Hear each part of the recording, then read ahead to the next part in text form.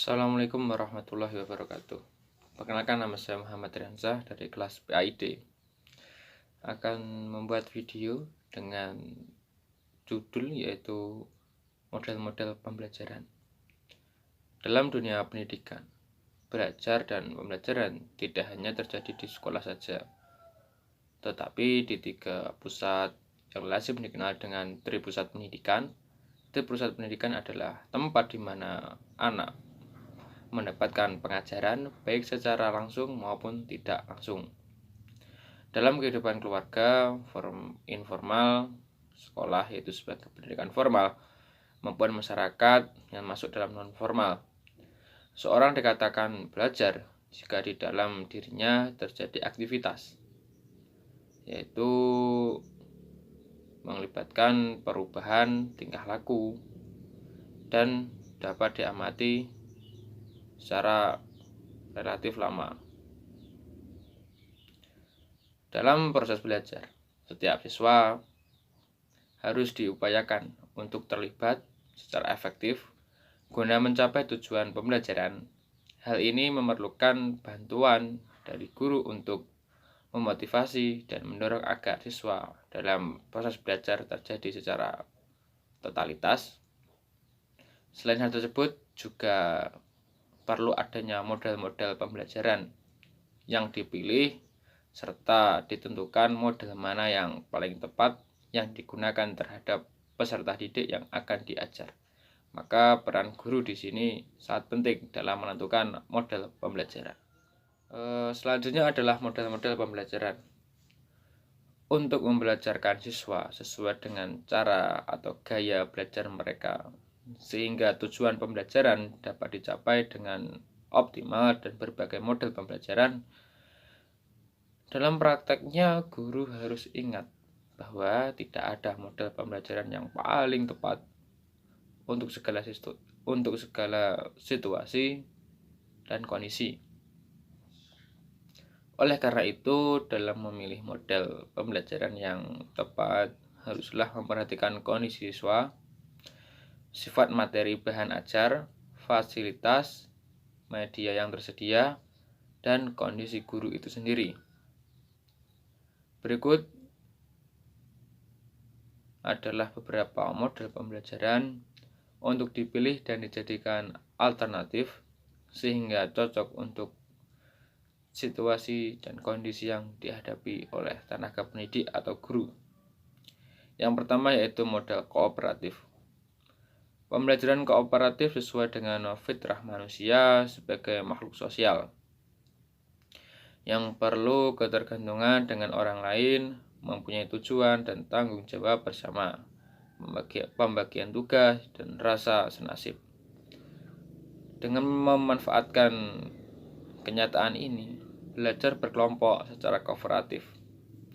Siswa dilatih dengan dibiasakan untuk saling berbagi atau sharing mengenai pengetahuan, pengalaman, tugas, tanggung jawab, serta membantu dan berlatih berinteraksi, berkomunikasi, bersosialisasi.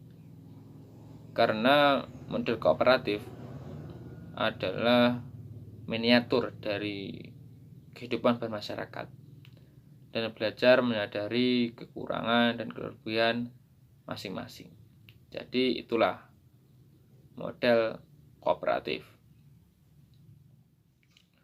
Yang kedua adalah pembelajaran atau model kontekstual. Pembelajaran kontekstual adalah pembelajaran yang dimulai dengan sajian atau tanya jawab, bisa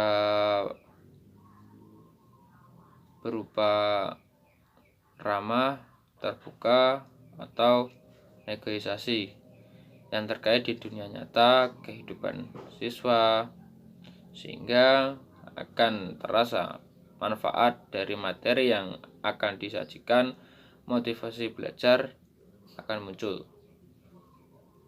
Dunia pikiran siswa menjadi konkret dan suasana menjadi kondusif, nyaman, dan menyenangkan. Prinsip pembelajaran kontekstual adalah aktivitas siswa melakukan, mengalami, tidak hanya menonton dan mencatat, dan mengembangkan kemampuan sosialisasi. Nah, jadi seperti itu penjelasan terkait model kontekstual atau pembelajaran kontekstual. Yang ketiga adalah pembelajaran berbasis masalah untuk dapat meningkatkan kualitas dalam pembelajaran.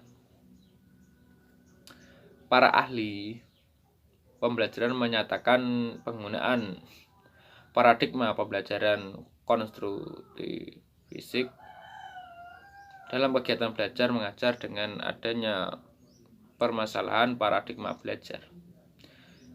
Diharapkan tersebut terjadi perubahan fokus pembelajaran dari pusat pada guru kepada belajar berpusat pada siswa.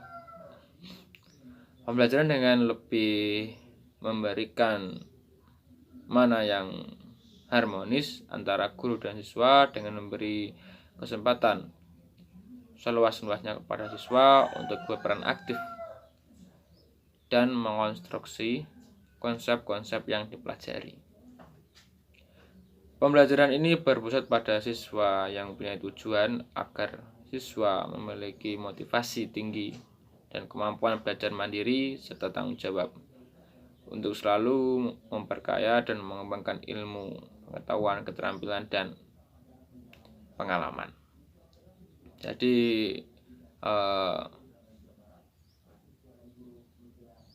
model ini berfokus kepada pemecahan masalah.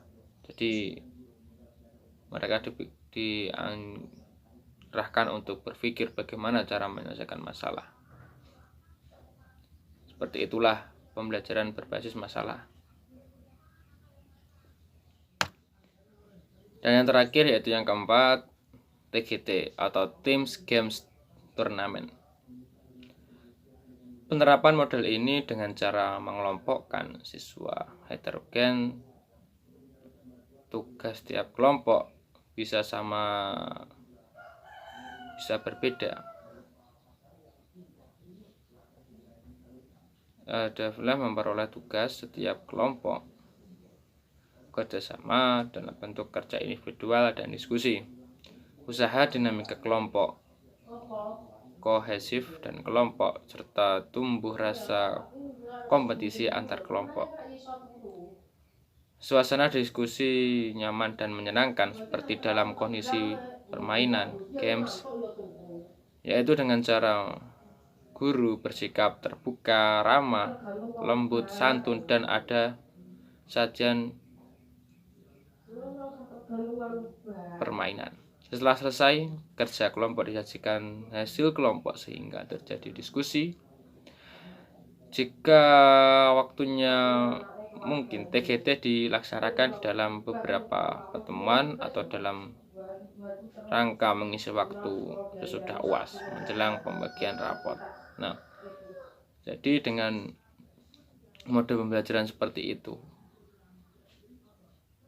siswa akan menjadi lebih nyaman, enjoy, dan akan terjalin pemikiran kritis antara kelompok karena akan menilai dari kelompok satu dengan yang lainnya, akan sama-sama menilai. Nah, jadi seperti itu model-model pembelajaran. Cukup sekian dari saya. Bila ada salah, saya mohon maaf. Cukup sekian. Wassalamualaikum warahmatullahi wabarakatuh.